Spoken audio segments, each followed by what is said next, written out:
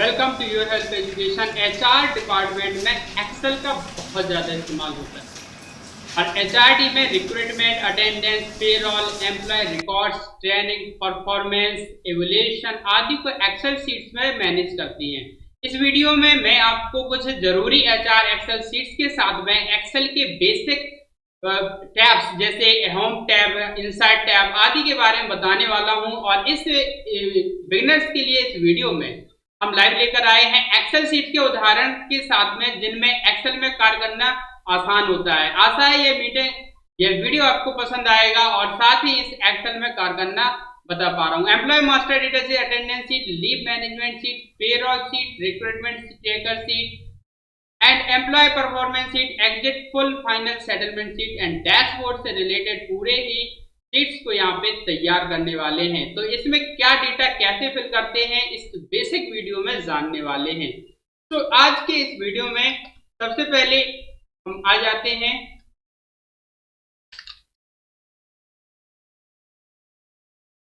Excel sheet पे और यहाँ पे आपको क्रिएट करनी होगी एक शीट जिसमें आपको फील्ड्स लेने होंगे। इस तरह से कुछ आपका डेटा जो आपके बॉस के द्वारा दिया जाएगा पूरी एक शीट में।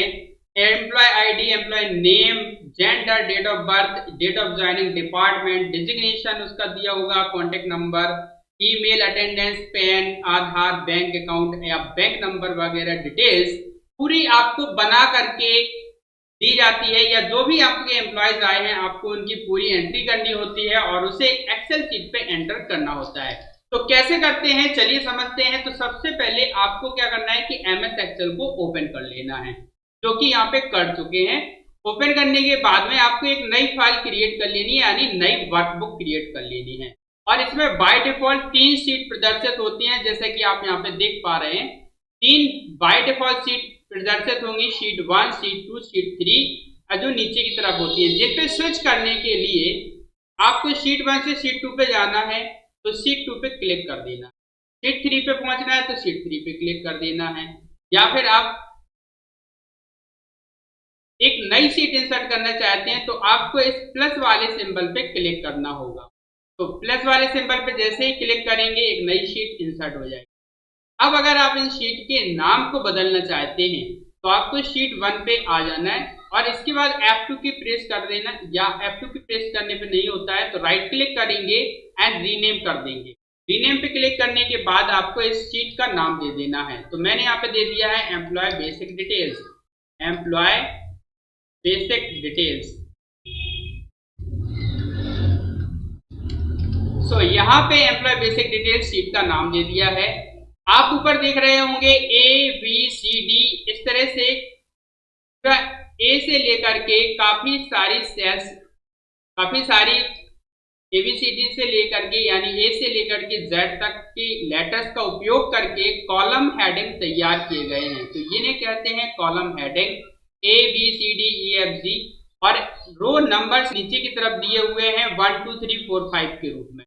तो कॉलम हेडिंग और रो नंबर्स को मिला करके एक सेल का एड्रेस तैयार होता है। जैसे यहाँ पे मैंने जो सेल सेलेक्ट कर रखी है वो है B2। क्या सेल का एड्रेस? B2। B2 एक सेल एड्रेस है, यह इस सेल के रेफरेंस के तौर पे जाना जाता है। तो कॉलम और रो के इंटरसेक्शन से बनता है एक सेल। और अगर हम एक सेल के एक सीक्वेंस में आगे बढ़ते जाते हैं, यानी B2 से लेकर के हमने G2 तक सेलेक्ट किया है, तो इसको जो रेफरेंस देंगे वो होगा B2 कॉलन G2। तो ये एक सेल रेफरेंस है जिसमें B2 से लेकर के G2 तक के सभी सेल यहाँ पे आ जाएंगे। इसी तरह से A1 से लेके A10 तक का मतलब है A1 से लेकर के A10 तक की सेल्स का डेटा या सेल्स का रेफरेंस। ठीक है, रेफरेंस की बात करें तो किसी सेल का पता उसका रेफरेंस कहलाता है। तो सेल का रेफरेंस, सेल का एड्रेस।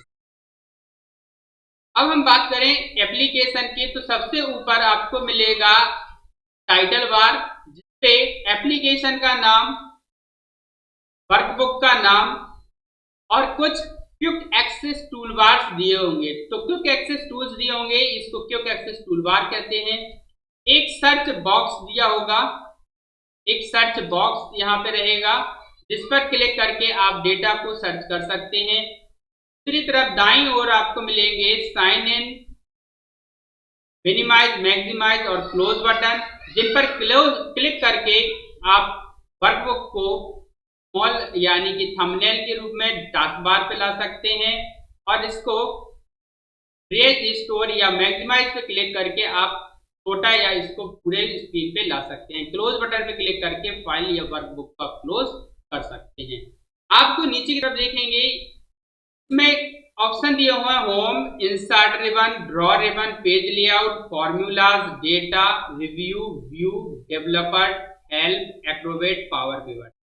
तो ये सारे होते हैं इसके रिबन या टैब्स। तो होम टैब या होम रिबन, इंसर्ट टैब या इंसर्ट रिबन। दूसरी ओर आपको फाइल मेनू मिलेगा जहां पे आपको ऑप्शंस मिलेंगे न्यू, होम,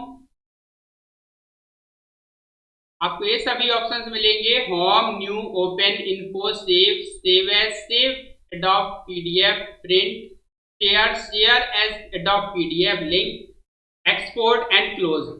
एंड दूसरी तरफ आपको करंट में जो भी आप काम करने वाले हैं उसके रेफरेंस के लिए कुछ टेम्पलेट्स दिए होंगे और एक ब्लैंक वर्कबुक के लिए आइकन दिया होगा जिस पर क्लिक करके आप एक ब्लैंक वर्कबुक यानी खाली वर्कबुक तैयार कर सकते हैं। नीचे की तरफ आपको कुछ रिसेंट डॉक्यूमेंट्स मिलेंगे जिन पे आपने काम किया होगा उनको आप ओपन कर सकते हैं, जैसे 1 आवर है वो या इससे पहले आपने जो भी फाइल या वर्कबुक ओपन की है वो प्रदर्शित। तो ये थी बेसिक डिटेल्स। न्यू पे क्लिक करके आप एक नई फाइल या नई वर्कबुक क्रिएट कर सकते हैं। ओपन पे क्लिक करके आप एक पहले से तैयार किए गए फाइल या वर्कबुक को ओपन कर सकते हैं। इन्फो पे क्लिक करके उसकी डिटेल ले सकते हैं। सेव बटन पे क्लिक करके आप सेव कर सकते हैं अपनी वर्कबुक। करंट वर्कबुक पे जिस पे भी काम कर रहे हैं उसको एक बार अगर आपने सेव नहीं किया है तो सेव बटन पे क्लिक करेंगे और अगर आपने सेव कर लिया है और उसको दूसरे नाम से दूसरे फॉर्मेट में या दूसरे प्लेस पर दूसरी जगह पे सेव करना चाहते हैं तो आपको क्लिक करना होगा सेव एज पे। एंड नीचे की तरफ सेव एज एडॉप्ट पीडीएफ पे क्लिक करके आप इसे पीडीएफ के रूप में कन्वर्ट कर सकते हैं। प्रिंट पे क्लिक करके आप इसको प्रिंट भी कर सकते हैं। शेयर पे क्लिक करके आप इसे शेयर कर सकते हैं। एंड ये सभी इसके शॉर्टकट है। कंट्रोल अल्ट के साथ एच प्रेस करेंगे तो आप होम रिबन पे आ जाएंगे। कंट्रोल एन प्रेस करेंगे तो आप न्यू वर्कबुक को ओपन कर पाएंगे। कंट्रोल ओ प्रेस करेंगे तो एक पुरानी वर्कबुक को आप ओपन कर पाएंगे। एंड यहाँ पे आपको दिस पीसी पे क्लिक करना होगा यानी सी सिलेक्ट कर लेना है। एंड अपने फोल्डर्स को सिलेक्ट करने के लिए आपको यहाँ से दिस पीसी को डबल क्लिक कर देना है और ये ओपन डायलॉग बॉक्स आ जाएगा जहाँ से आप अपनी फाइल को ओपन कर सकते हैं। यहाँ पे जैसे मैंने इस फाइल को ओपन करा, ओपन पे क्लिक किया तो एक नई जो फाइल पहले से सेव थी वह ओपन हो जाएगी। तो ये डिटेल्स है। इस डिटेल्स के इन सभी टैब्स और रिबन्स को समझते जाएंगे, लेकिन पहले जान लेते हैं कि इस पे डेटा एंट्री कैसे करते हैं। तो डेटा एंट्री करने के लिए जैसे कि मैंने यहाँ पे एक शीट तैयार करनी है सभी कर्मचारियों का मास्टर रिकॉर्ड बनाने के लिए एक मास्टर शीट तैयार करने वाला हूँ जिसमें एम्प्लॉय का नाम, जेंडर में और इसके बाद date of birth, date of joining, उसकी बेसिक डिटेल्स और accounts details and mobile number and email address वगैरह दिया होगा। सो चलिए शुरुआत करते हैं। आपको टाइपिंग कैसे करनी होगी एक्सेल में। टाइपिंग करने के लिए आपको क्या करना है कि अपने कर्सर को यानी सेल पॉइंटर को, ये जो सेल पॉइंटर है जिससे हम सेल्स को सिलेक्ट करते हैं उसको बोलते हैं सेल पॉइंटर, और जिस सेल को सिलेक्ट कर रखा है वो है एक्टिव सेल। जिस सेल को अभी करंट में सिलेक्ट कर रखा है, जैसे मैंने A2 को सिलेक्ट कर रखा है तो A2 एक्टिव सेल होगी। एंड इसके बाद अब आपको यहाँ पे डेटा एंट्री करनी है जिसके लिए मैंने यहाँ पे टाइप करने के लिए सेल पॉइंटर को A2 वाले सेल रेफरेंस पे रख दिया है और कीबोर्ड पे आपको टाइप करना है। कीबोर्ड पे आ जाएंगे और यहां से आपको अपने दोनों हाथों को कीबोर्ड के आधे आधे हिस्से पे रख लेना है और फिर टाइप कर देना है एम्प्लॉय आईडी, जो कि ये इसका फील्ड है या टाइटल। तो आपको कॉलम हेडिंग देनी है एम्प्लॉय आईडी। यहाँ पे हम एम्प्लॉय की आईडी लिखेंगे। एंड इसके बाद टैब की प्रेस किया कीबोर्ड पर एक टैब की होगी जिसपे आपको बाएं हाथ की छोटी उंगली जो सबसे लास्ट में होती है, कनिष्का कह सकते हैं, उससे आपको टैब की को प्रेस कर देना है। टैब की प्रेस करने के बाद में सेल पॉइंटर अगली सेल पे आ जाएगा जो कि है B2। यहाँ पे आपको टाइप करना है एम्प्लॉय नेम। मैंने टाइप किया एम्प्लॉय और नेम एंड इसके बाद फिर से पुनः टैब की प्रेस करेंगे। अब सेल हमारा सेल पॉइंटर C2 पे आ गया है और यहाँ पे आपको टाइप करना है जेंडर एंड इसके बाद टैब की प्रेस करेंगे और फिर आपको टाइप कर देना है date of birth, DOB, date of birth and इसके बाद डेट ऑफ ज्वाइनिंग आपको डाल देनी है, डेट ऑफ ज्वाइनिंग। तो मैंने यहाँ पे डेट ऑफ ज्वाइनिंग डाल दिया। डेट ऑफ ज्वाइनिंग के बाद में आपको डाल देना है डिपार्टमेंट, डिपार्टमेंट के बाद आपको डाल देना डिजिग्नेशन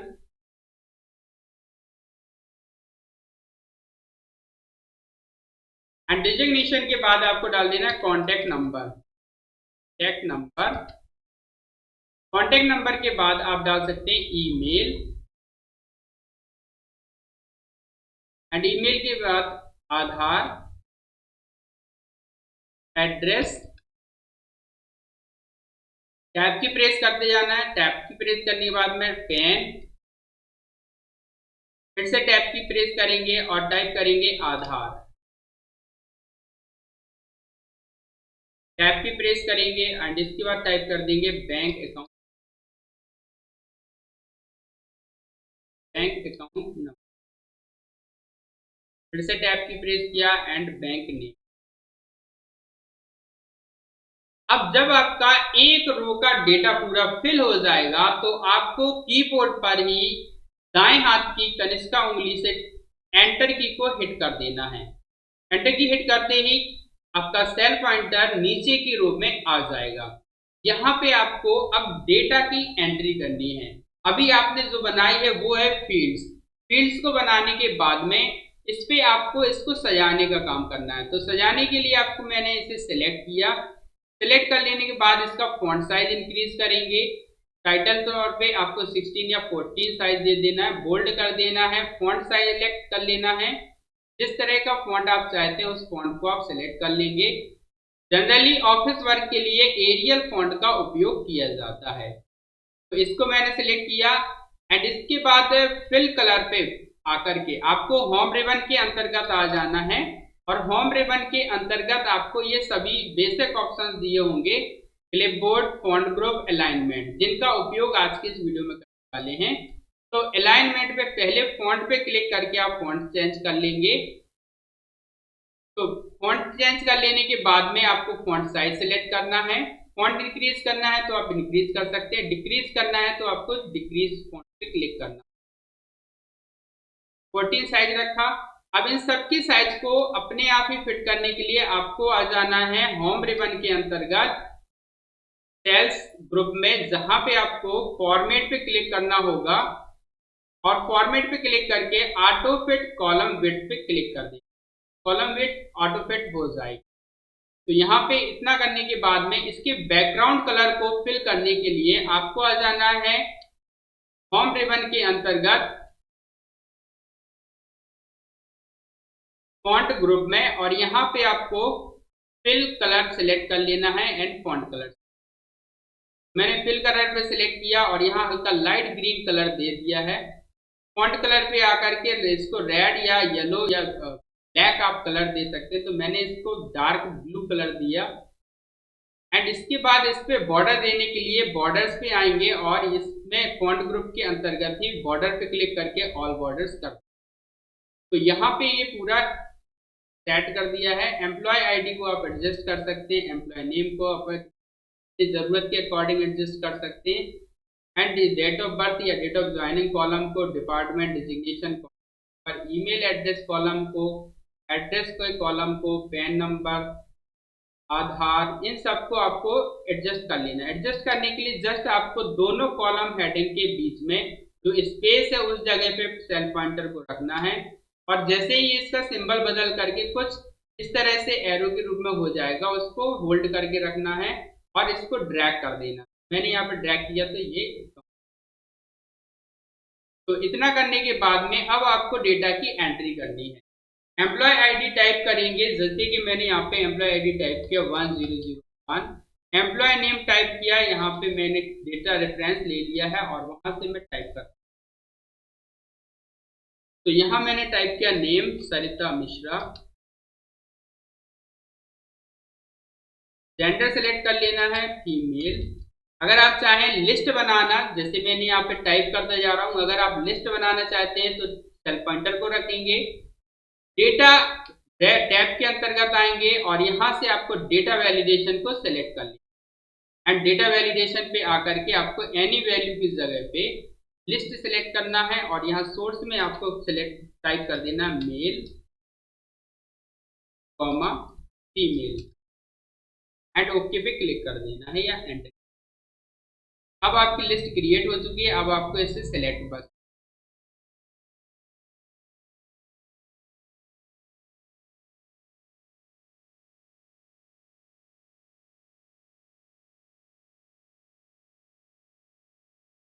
लिस्ट तैयार। डेट ऑफ बर्थ देने के लिए आपको टाइप कर देना है, जो आपकी लिस्ट में या जो एम्प्लॉय की डेट ऑफ बर्थ है उसको आप टाइप कर देंगे।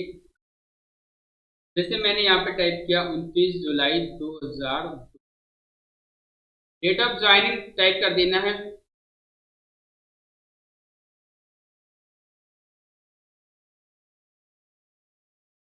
डिपार्टमेंट टाइप कर देना है एंड टैब की प्रेस करके डिजिग्नेशन टाइप कर देना है। फिर से आपको टैब की प्रेस करना है, कॉन्टेक्ट नंबर टाइप कर देना। मैं कॉन्टेक्ट नंबर में यहाँ XX दे रहा हूँ ताकि आप किसी भी तरह की प्रॉब्लम। ईमेल में आपको आपको टाइप कर देना है ईमेल आईडी, जैसे मैंने सरता m1@gmail.com की आईडी डाल दी है। एड्रेस पे आपको डाल देना है जहाँ से भी आपका एम्प्लॉय बिलोंग करता है उसको आपको टाइप करना। पैन नंबर डाल देना है।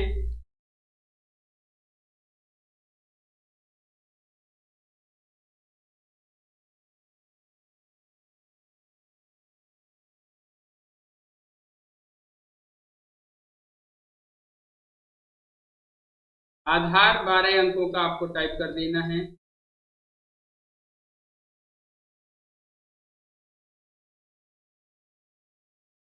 बैंक अकाउंट नंबर डाल देना है।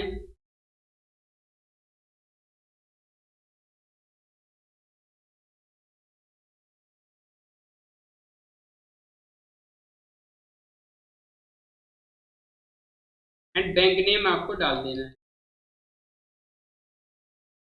इसके बाद जब अगली रो में आपको डेटा फिल करना है तो एंटर की प्रेस कर देना है। आपका कर्सर वापस उसी जगह पे आ जाएगा जिस जगह से आपने शुरू किया। अगर नहीं आ रहा है तो आप इसको एरो की से मूव कर सकते हैं, क्योंकि डेट ऑफ बर्थ एडिट किया था तो यहाँ पे यहीं तक उसने।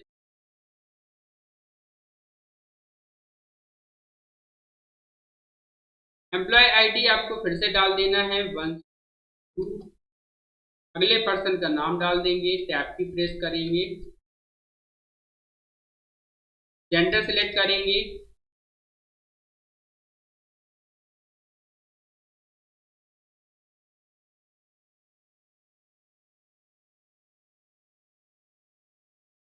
एंड डेट ऑफ बर्थ आपको टाइप कर देना है।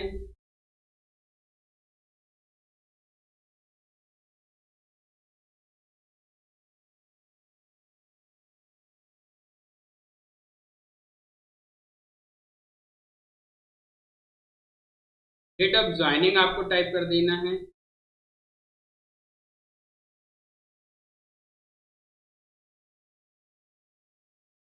डिपार्टमेंट आप टाइप कर सकते हैं,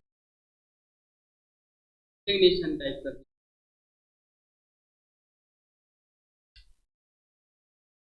number,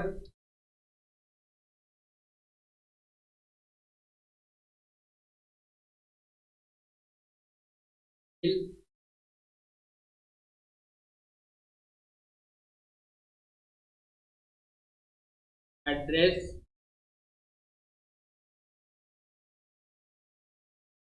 pan number,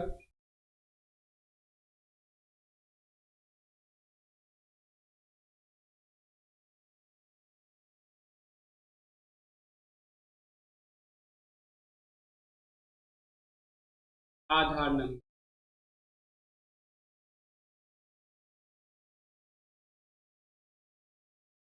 bank account number,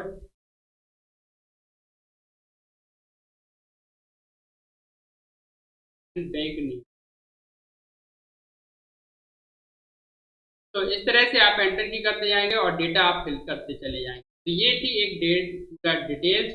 इसमें डेटा एंट्री समझिए कि डेटा को आप कैसे एंटर करेंगे। टैब की और एंटर की का आपको प्रयोग करना है। जब भी आपको एक सेल से दूसरे सेल पर मूव करना होता है तो आप टैब की प्रेस करते जाएंगे, आप अगले कॉलम की दूसरी सेल पे आते जाएंगे एंड जैसे ही आपका डेटा फिनिश होने को है एंटर की प्रेस करेंगे, आप अगले रो में फर्स्ट सेल पे आ जाएंगे। फिर से टाइप करेंगे, एंटर की टाइप करते जाएंगे, एंटर सॉरी टैब की प्रेस करते जाएंगे एंड इसके बाद एंटर की प्रेस करेंगे। फिर से टैब की प्रेस करते जाएंगे, डेटा फिल करते जाएंगे एंड एंटर की प्रेस करेंगे। डेटा टाइप किया, टैब की प्रेस किया, डेटा टाइप करेंगे, एंटर एंड टैब की प्रेस करेंगे एंड इसके बाद लास्ट टाइम पे जैसे ही आपको नई रो पे आना है तो टैब की सॉरी एंटर की प्रेस कर दें। तो इतना है ये आपको डेटा एंट्री करने के लिए। एंड अगर आप चाहते हैं इस पे एक फॉर्म क्रिएट करना जिससे कि आपकी डेटा एंट्री आसान हो तो आपको इसे कंट्रोल शिफ्ट को प्रेस करते हुए सॉरी शिफ्ट और एरो की को राइट एरो की को प्रेस करते हुए आपको इसे सेलेक्ट कर लेना है एंड इसके बाद में आपको टाइप कर देना है। सेलेक्ट करने के बाद आपको कीबोर्ड पे अल्ट डी ओ ओ टाइप कर देना। अल्ट डी ओ ओ शॉर्टकट की है फॉर्म को प्रदर्शित करने। यह फॉर्म प्रदर्शित हो चुका है। अब आप इसमें अगर एक नया एंट्री करना चाहते हैं तो न्यू पे क्लिक करेंगे और इस तरह से आप फॉर्म के माध्यम से डेटा एंट्री कर पाएंगे। तो एम्प्लॉय आईडी डालेंगे, यहाँ पे मैंने डाला 1003।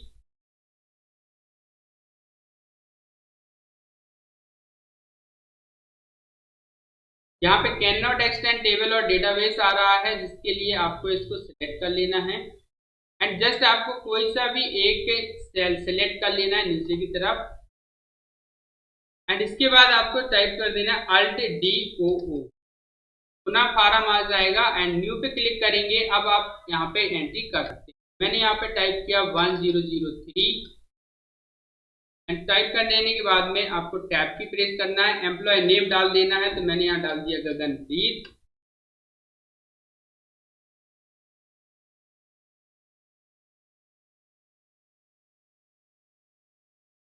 फिर से टैब की प्रेस किया, जेंडर डाल देना है,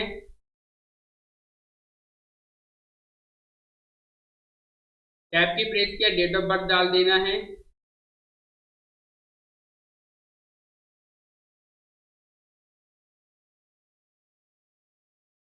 डेट ऑफ ज्वाइनिंग डाल देना है,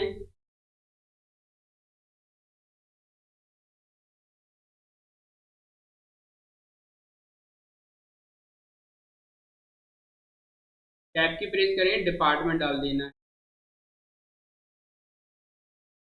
सिग्नेचर आप डाल सकते हैं,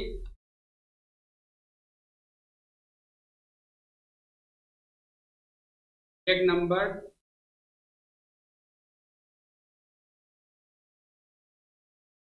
मेल आईडी,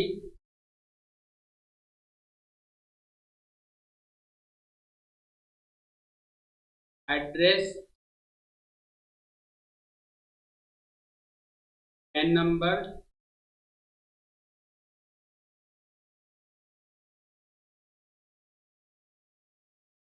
आधार नंबर,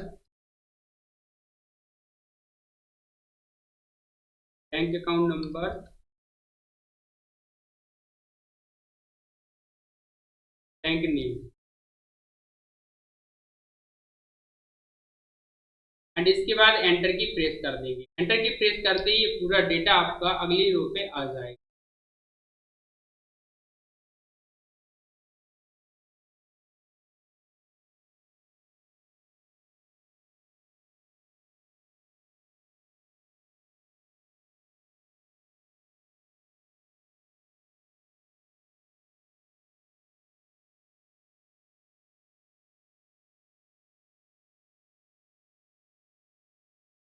शायद कोई मिसमैच हुआ है तो यहाँ पे डेटा आने की बजाय पूरा वेल डेटा एंट्री कर पाएंगे आप आसानी से। और अगर आप alt D D O alt D O O का प्रयोग करके आप फार्म प्रदर्शित कर लेंगे एंड इसके बाद आपको यहाँ पे डेटा एंट्री कर, तो यहाँ एक नया डेटा करने के लिए आपको न्यू पे क्लिक करना होगा। एम्प्लॉय आईडी आपको फिर से यहाँ पे मैं टाइप कर रहा हूँ, जिससे मैंने एम्प्लॉय आईडी यहाँ पे तो डाला एंड एम्प्लॉय नेम यहाँ पे डाल दिया हरीश, जेंडर, और बाकी डिटेल भर दिए। न्यू पे क्लिक करेंगे।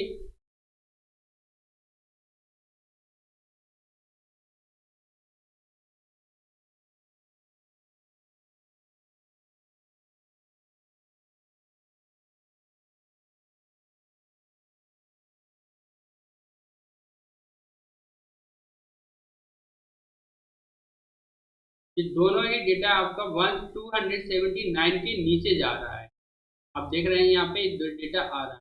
ये जो डेटा है, ये समस्या यहाँ पे ये इसलिए हो रही है क्योंकि ऑलरेडी यहाँ पे फीमेल फिल किया, तो कुछ नहीं, इसको आपको सिलेक्ट कर लेना है। अगर ये धोखे से है तो सिलेक्ट कर लेंगे एंड होम पे आकर के आपको इस पूरे डेटा को डिलीट, यहाँ डिलीट शीट ग्रुप और ये डेटा। अब आपको केवल अब आप वापस से यही करेंगे, अल्ट के साथ में डी ओ, तो ये डेटा आ जाएगा और आप इसको देख पाएंगे।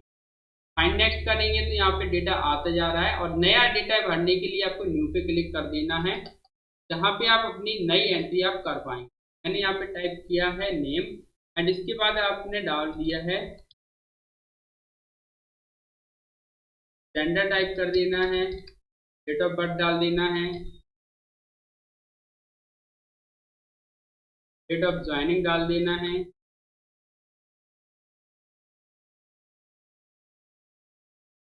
डिपार्टमेंट, सिग्नेशन,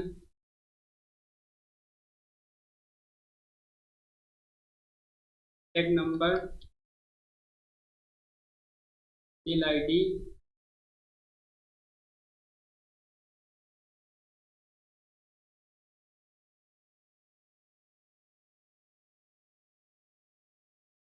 एड्रेस,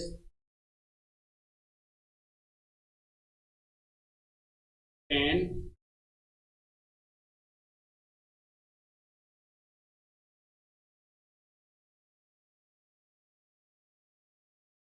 आधार,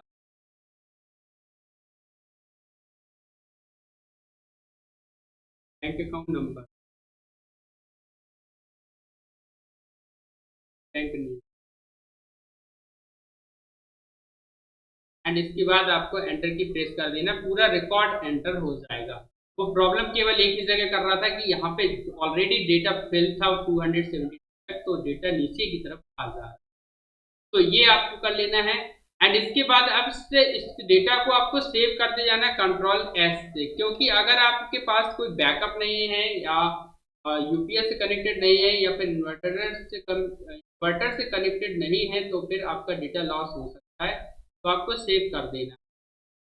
तो ये मैंने सेव कर दी है फाइल और इसको सेव पे क्लिक किया और दिस पीस जगह पे सेव एज का नाम दे देना फाइल नेम में आकर के।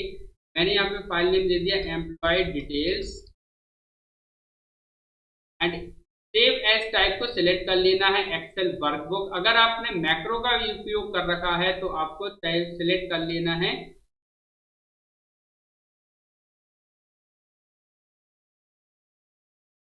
अगर आपने मैक्रो का उपयोग कर रखा है तो आपको सिलेक्ट करना है इसे save as macro enabled workbook, और अगर आपने मैक्रो यूज नहीं किया तो एक्सेल वर्कबुक सेव करें एंड इसके बाद आपको फोल्डर सिलेक्ट कर लेना है, जैसे मैंने यहाँ दिस पीसी में सिलेक्ट किया है ड्राइव के अंतर्गत एंड मैंने यहाँ इसको सेव कर लिया।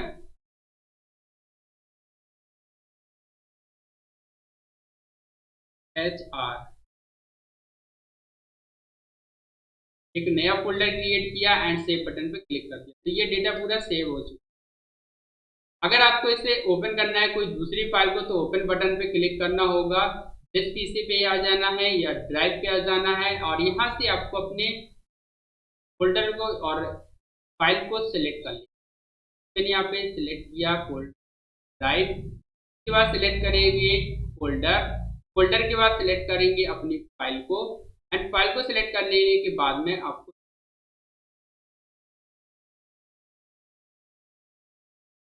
इतना कर लेने के बाद ये तो मैं इसे क्लोज करने के लिए सिलेक्ट करूंगा एक्स जो लिखा हुआ रेड कलर का बटन दाएं और कोने पे, या फिर आपको अल्ट के साथ कंट्रोल के साथ में F4 करेंगे तो ये फाइल को क्लोज करेगा एंड वापस से अपने वर्कबुक पे आ जाएंगे और यहाँ पे अगली शीट को तैयार करेंगे।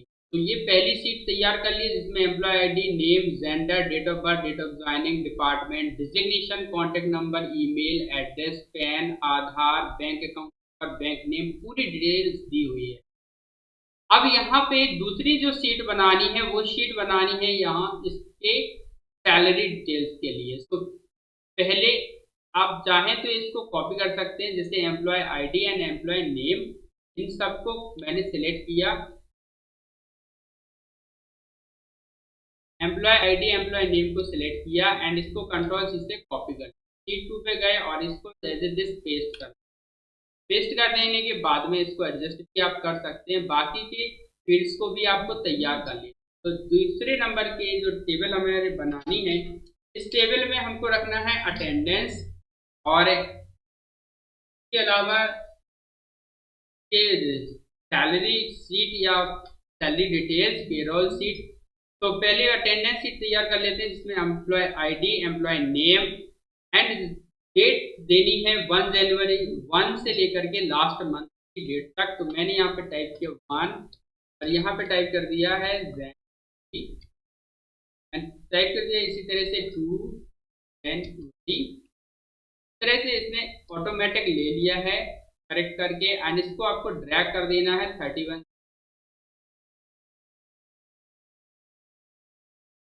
यहाँ तक पूरी डेट आ चुकी है। अब इनको आपको अरेंज करने के लिए फॉर्मेट पे आना है और कॉलम विड्थ को अकॉर्डिंग टू फॉर्मेट पे आएंगे, ऑटो फिट कॉलम विड्थ देंगे, लास्ट वाले कॉलम पे आ जाना है और यहाँ से 31 जनवरी के बाद में अगले कॉलम पे आपको देना है टोटल प्रेजेंट, टोटल एब्सेंट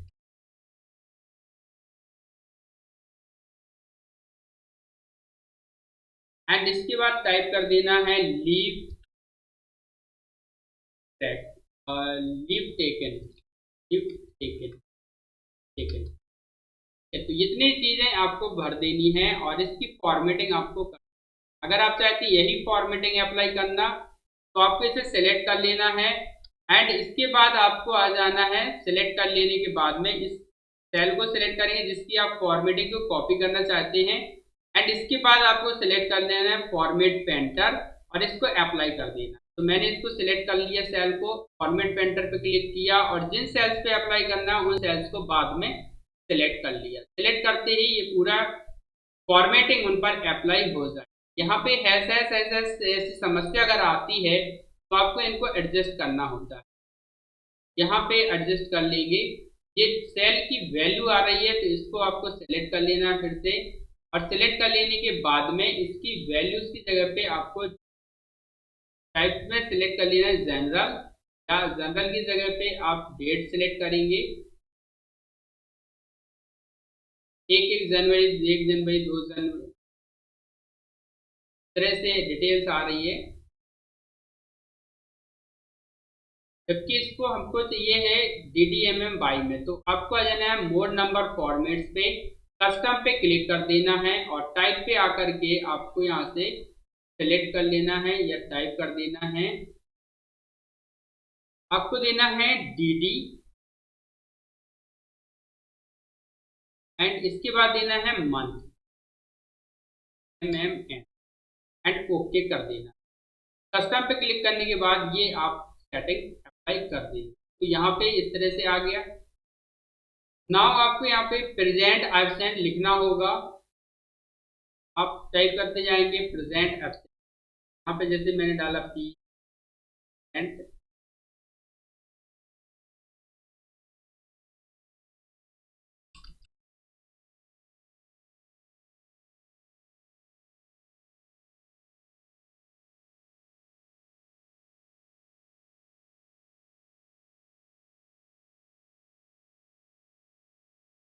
या अटेंडेंस मैन्युअली कर रहे हैं अभी, प्रेजेंट प्रेजेंट लिखा है। आप अपने अकॉर्डिंग इसे चेंज कर सकते हैं। आप चाहें तो इस पर भी अप्लाई डेटा वैलिडेशन लगा करके आप उस पर लिस्ट क्रिएट कर सकते हैं। तो मैंने यहाँ सेलेक्ट किया और लिस्ट सेलेक्ट करने के लिए आपको टाइप कर देना है डेटा वैलिडेशन पे आकर के डेटा वैलिडेशन कर लेना है। उसके बाद आपको कर लेनी है, यहाँ टाइप कर देना ए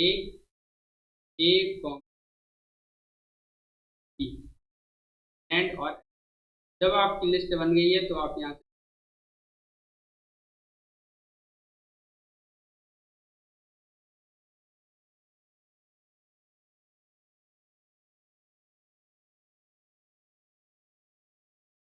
इसके बाद आप टोटल प्रेजेंट काउंट करना है। नंबर ऑफ काउंट करने के लिए आपको टाइप कर देना काउंट इफ ब्रैकेट को और ब्रैकेट ऑन कर देना है, रेंज सेलेक्ट कर लेना है एंड इसके बाद क्राइटेरिया देना,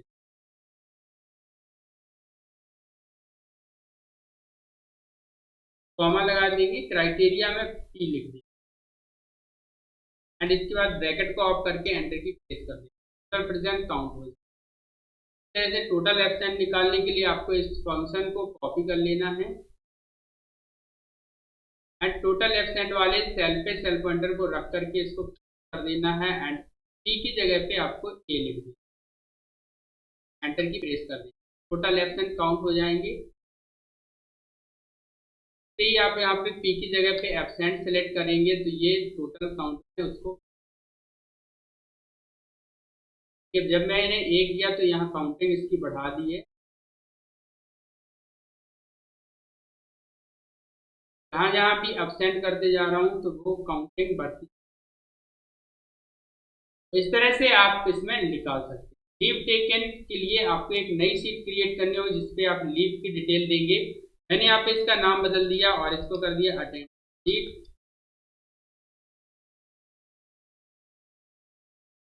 तो दो शीट हमने तैयार कर लिए, employ basic details and attendance sheet. आज की इस वीडियो में मुख्य रूप से समझा है फॉन्ट्स ग्रुप को और साथ ही जाना है एम्प्लॉय बेसिक डिटेल्स को या किसी भी शीट में डिटेल्स को कैसे एंटर करते हैं।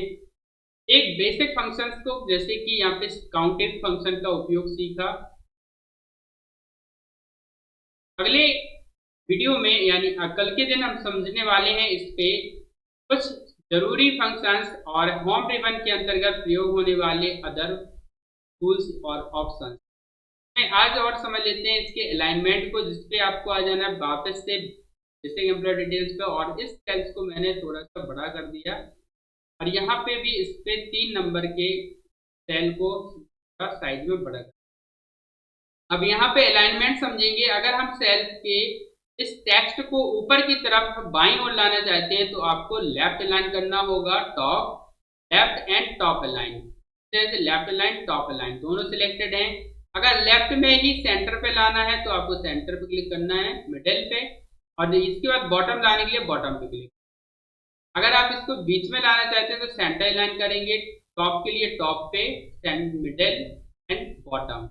एंड इसी तरह से राइट अलाइन करने के बाद आप इसको टॉप मिडिल बॉटम कर सकते हैं। जहां आपको जैसी नीड है आप उसके सेट कर। रैप टेक्स्ट क्या है कि अगर आपको मान लीजिए यहाँ पे कोई बहुत सारा डेटा दे दिया, जैसे मैंने यहाँ सरता मिश्रा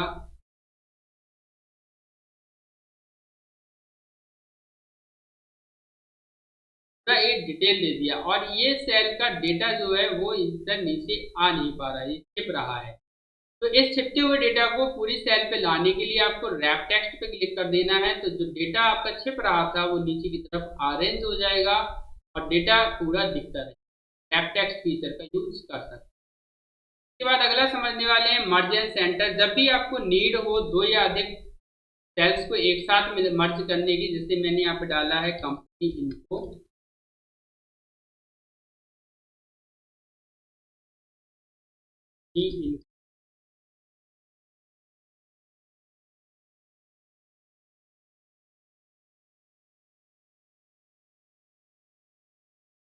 योर हेल्थ एजुकेशन। तो ये जो टेक्स्ट है इसको हम चाहते हैं यहाँ इन सारी सेल्स पे मर्ज करना, तो सिलेक्ट करेंगे एंड मर्ज एंड सेंटर कर देंगे। टेक्स्ट की साइज बढ़ा देंगे, बोल्डनेस बढ़ा देंगे, फिल बढ़ा कर देंगे इसको बैकग्राउंड में। एंड इस तरह से डेटा को आप,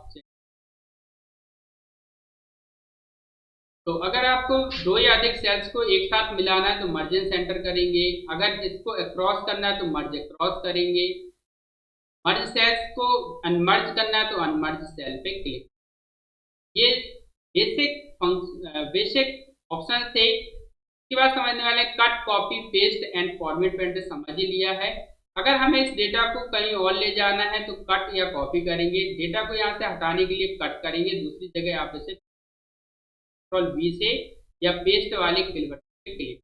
मैंने इधर कंट्रोल Z से अंडू कर दिया। अगर आप इस डेटा को यहाँ भी रखना चाहते हैं, दूसरी जगह इसकी प्रति बनाना चाहते हैं तो कॉपी बटन पे क्लिक करेंगे, जिसका शॉर्टकट है कंट्रोल C।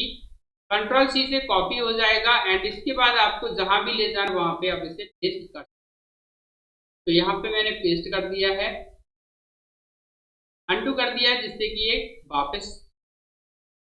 तो इतने सारे ऑप्शंस आपने समझ लिए हैं।